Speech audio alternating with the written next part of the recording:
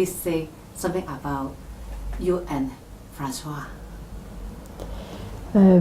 Muchísimas gracias.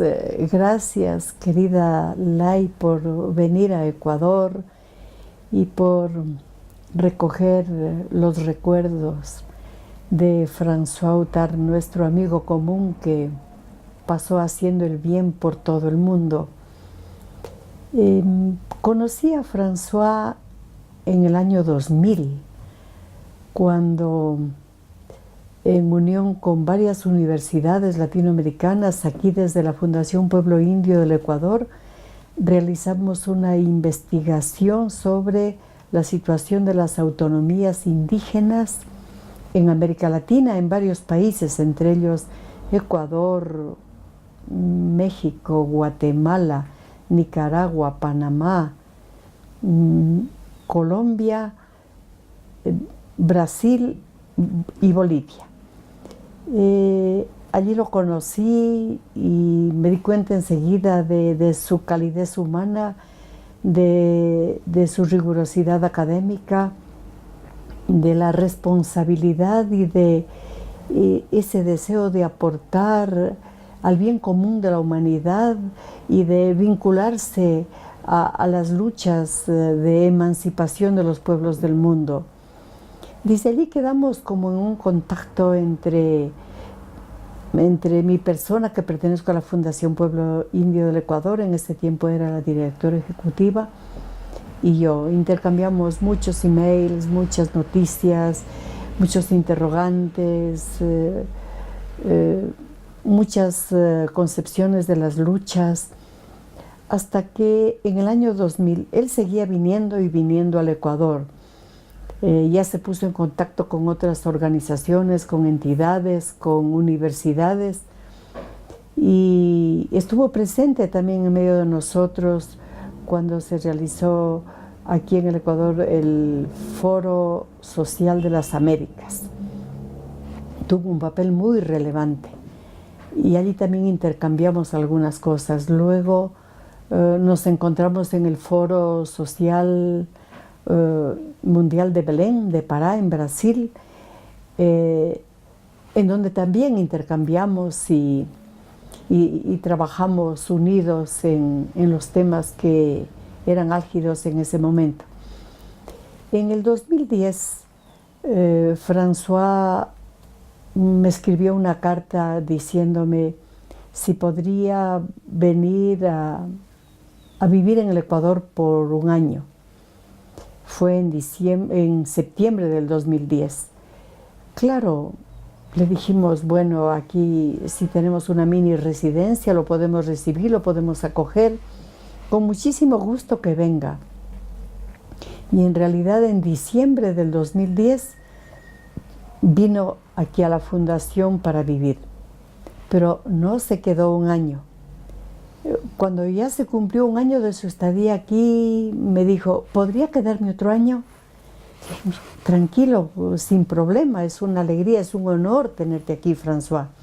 Y así se fue quedando, hasta que ya después no nos dijo, ¿me puedo quedar un año más? No, ya constituyó en esta casa su casa, en este hogar su hogar, en esta fraternidad su fraternidad.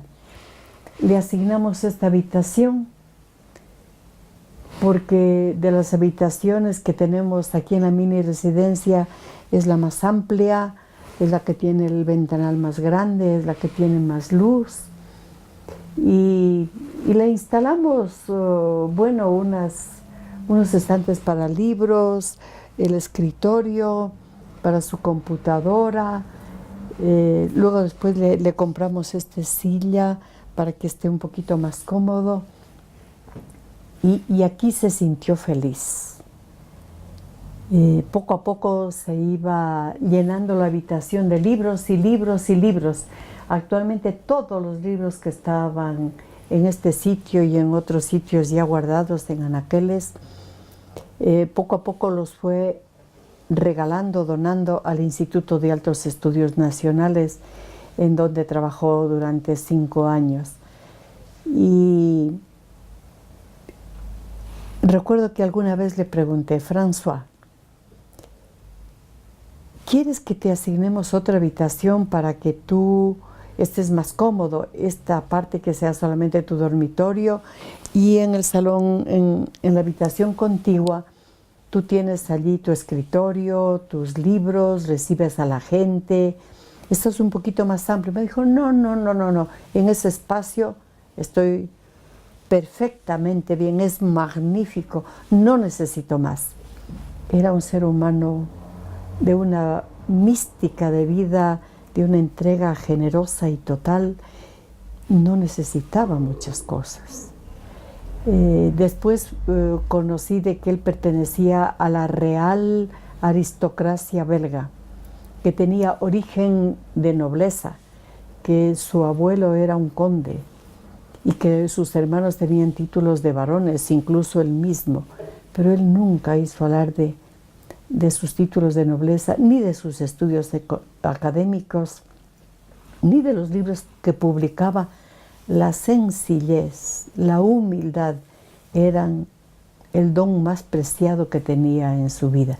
Y así conectaba inmediatamente con las organizaciones populares, conectaba inmediatamente con los sectores más necesitados, conectaba inmediatamente con los más pobres, para quienes siempre tenía una palabra de aliento, de esperanza, de ánimo, y sobre todo esa capacidad de estudiar el estado en el cual estaban para poder aportar desde el estudio sociológico, filosófico, cultural, ético, cómo salir adelante en este mundo globalizado, en este mundo neoliberal que prácticamente termina y elimina a los pobres, a los descartados de la sociedad, como dice el Papa Francisco.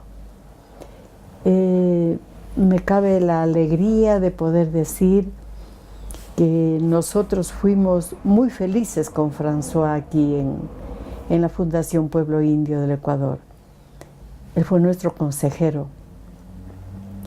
Él perteneció a la Fundación Pueblo Indio del Ecuador, lo hicimos miembro honorífico, miembro honorario. Y claro, con esa visión tan grande del mundo que tenía, con esa visión tan amplia de los movimientos sociales, y con el conocimiento también del pensamiento teológico, de la teología de la liberación de nuestro fundador, Monseñor Leonidas Proaño, el obispo de los indios. Entonces, como quien dice, empatamos perfectamente bien en todo. Nosotros fuimos muy felices con él aquí, como dije, pero sobre todo me cabe el orgullo, la alegría de decir que él también fue muy, muy feliz en medio de nosotros. Era de ver la alegría que él tenía, que él sentía cuando regresaba. Salía de aquí a sus viajes por toda América Latina y por el mundo entero con las maletas cargadas de libros y el corazón lleno de sueños. Ropa prácticamente no llevaba, pero sí libros. Llevaba y traía libros, era un intercambio de intelectualidad con los más connotados pensadores del mundo. Se nutría, pero cuando ya volvía decía, ¡oh, qué alegría! Por fin en casa. Un día de François aquí en la fundación era súper agitado, pero él iba siempre muy tranquilo, con una serenidad muy grande, con una bondad infinita, con una sonrisa siempre presente. Se levantaba como a eso de las 6:30, 7 de la mañana, tomaba su ducha, desayunaba y trabajaba aquí por un tiempo hasta las 10, 11 de la mañana y partía al Instituto de Altos Estudios Nacionales a desarrollar sus cátedras, sus clases, o salía también para impartir conferencias en otras universidades, ya sea en la Universidad Central del Ecuador, en la Universidad Salesiana, en la Universidad Andina, en la Universidad Católica, en la Politécnica Nacional. Se dirigía a la Flaxo, se dirigía a cuantos centros de estudio para aportar con conferencias o con talleres. Todo el día pasaba muy agitado, pero ya al atardecer, a eso de las 6:30 de la noche, regresaba a casa y juntos compartíamos la cena. Le encantaba estar con nosotros, platicando de lo que, de las actividades diarias, de los problemas encontrados, de las soluciones halladas, de las personas con las cuales habló, del rector de aquí, del problema de allá, del problema de la CONAIE, del problema indígena, de la carta que le escribió al presidente Correa, de la reunión que tuvo con tal ministro, y llegamos a saber cuánto le encantaba cenar con nosotros y sobre todo comer una sopita. Decía que la sopa hecha aquí en el Ecuador, que cada día le variábamos y nunca le dábamos la misma sopa, se sentía totalmente feliz y satisfecho.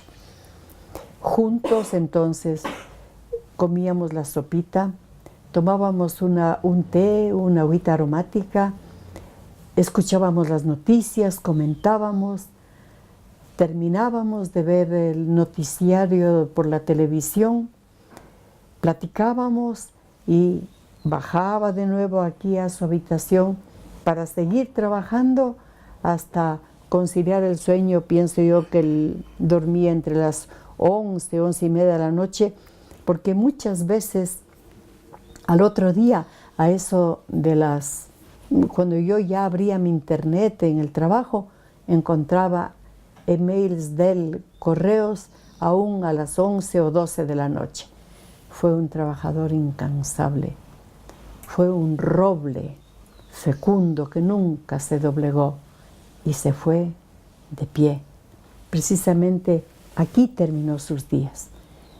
Yo creo que él decidió personalmente terminar sus días aquí, con nosotros, aquí en la fundación que tanto amaba, aquí en esta habitación que la adoptó como su casa, su pequeñita casa, pero que le llenaba la vida. Justamente lo encontramos agonizando sentado en ese sillón a las 8 de la mañana. Entendemos que como padecía del corazón, llevaba ya un marcapasos, el médico le había dicho que requería hacerse una nueva cirugía y él no se la quiso hacer esa cirugía aquí en el Ecuador, sino en Bélgica, en el mes de julio. Entendemos, y el médico nos dio el parte de que un paro cardíaco masivo se lo llevó, pero se quedó dulcemente dormido. Se fue sin hacer ruido, sin ningún estertor. Su rostro, cuando vinimos a verlo, tenía la sonrisa de siempre. La frescura de sus ojitos azules abiertos aún, que parecía que todavía me miraban. Poco a poco tuve que irlos cerrando porque ya vimos que el pulso ya estaba muy débil y ya las fuerzas de vivir no le acompañaron. Y pensamos que él decidió morir aquí, precisamente porque 2 días después, él falleció aquí un día, martes 6 de junio. Para el día viernes, él tenía pasaje comprado para ir a Bogotá, después a Cuba, después a Brasil, después a Bélgica. Yo doy gracias a Dios porque le sucedió aquí.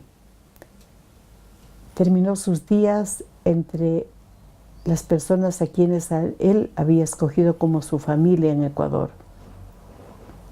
Y aunque para nosotros fue muy, muy doloroso el despedirlo, sin embargo, llevamos la alegría y el agradecimiento a Dios de que lo pudimos atender hasta el último momento y poderle hacer de sus días unos días de placidez, de serenidad, de felicidad, a pesar de los grandes problemas que afrontaba, unos días de paz, unos días de serenidad, unos días de oración, unos días de meditación, unos días de reflexión, sobre todo unos días de felicidad.